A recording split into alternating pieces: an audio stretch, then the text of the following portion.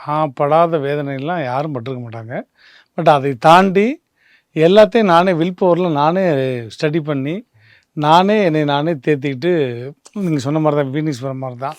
இப்போ தம்பி சொன்னார் இல்லையா, நீ வந்து இது போயிருக்கலாம், அந்த வேலைக்கு போயிருக்கலாம், ஒழுங்காக வாரம் வாரம் சம்பளம் வந்திருக்கும், பேசாமல் அப்படி இருந்திருக்கலாம் அப்படின்னு. அந்த மாதிரி நான் வந்து நான் கமல் சாருடைய டெகார்ட் ஃபேன். அப்போது ஆளவந்தான் படம் ரிலீஸ் ஆக போகுது. ஆடியோ ரிலீஸ் ஆகிடுச்சு. படம் வந்து 6 மாதம் கழிச்சு தான் ரிலீஸ் ஆகுது. அப்போ அந்த ஐம்பெரும் கண்டங்கள்லாம் ஆள வந்தான் அந்த சாங்க்கு நான் வந்து அப்போ நான் ஸ்டேஜ் டான்ஸர். நான் ப்ரோக்ராம் போயிட்டு வரேன்ட்டு பெட்டி தூக்கிட்டு போயிட்டேன்.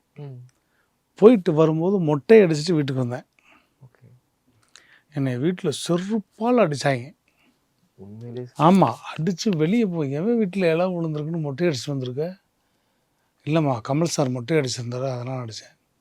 ஏன் கமல் சார் கையை அறுத்துக்கிட்டா நீ அறுத்துக்குவேன், கையை அறுத்துக்கிட்டு கூட நடிப்பேன் அப்படின்ட்டு அப்படியே வெளியே வந்தேன் நான். அதுக்கப்புறம் பார்த்தா சென்னையில் ஒரு மிகப்பெரிய ஆடு